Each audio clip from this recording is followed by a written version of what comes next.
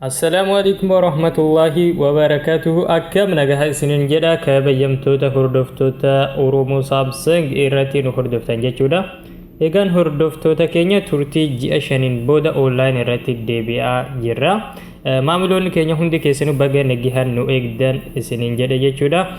Akkasuma namoonni karaalee adda addaatiin gaaffii nuuf dhiheessaa turtan gaaffiin keessan tartiiban yeroo deebii itti argatu irra jira jechuudha. Keessafuu akkuma kanan duraadhaa dhimma teeknooloojii moobaayilaa irra wantoota haarayaa isin biraan gahuu itti fufna jechuudha.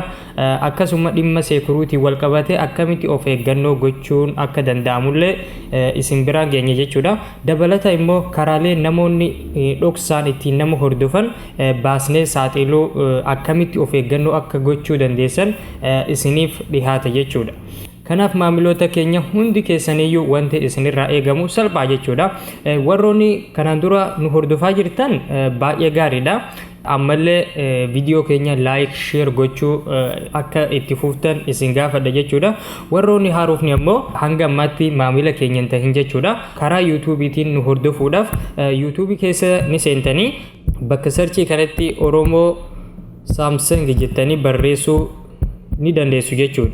Bifa kanaan Oromoo Samsung jettanii eega barreessitanii booda sarchii ni gootanii achi booda kanuma jalqabaa irratti isiniif dhufu kana irratti ni tuqtan jechuudha. Itti aansuudhaan bifa kanaan gara chaanaalii Oromoo Samsungitti isin geessa jechuudha. Kanaaf wanti isin gochuu qabdan asirratti bakka subscribe jedhu kana ni tuqtan jechuudha. Yogguu isa tuqtan haala kanaan fuulduratti mallattoo bell icon yookaan immoo beeksistuu jechuudha. Isin irratti bifa kanaan yeroo tokko ni tuqtan jechuudha. Achi booda amma isin chaanaala keenya irratti galmooftanii jirtu jechuudha. Yogguu nuti viidiyoo haaraya gadi lakkifnu kallattiidhaan moobaayila keessan irratti isiniif dhufa jechuudha. Akkasuma akkas gara bitaadhaa oofuudhaan viidiyoo keenya kan kanaan dura gadi lakkifnellee as jalatti daawwachuu ni dandeessan jechuudha.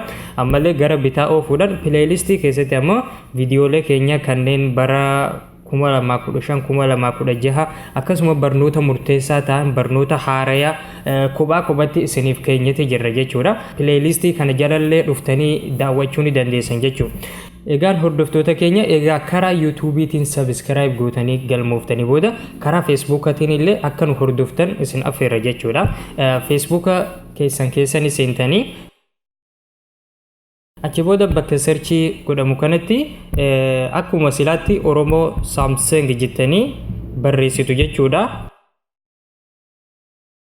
Achi booda sarchii gootanii kanuma jalqaba irratti isiniif dhufu kanarra ni tuqtan jechuudha. Haala kanaan yogguu isinii fide asirratti follow gootanii akka nu hordoftan kabajaan isin gaafanna. Asitti bakka follow jedhu yogguu tuqtan gama mirgaatiin jechuudha. Si first kan jedhu kana irra yoo godhattan hedduu gaariidha jechuudha.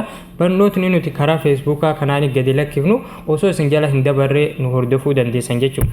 Egaan hordoftoota keenya warroonni hanga ammaatti nu hordofaa hin jirre karaa Facebook'aa fi karaa YouTube'itiin bifa kanaan dhuftanii nu hordofuu ni dandeessan jechuudha.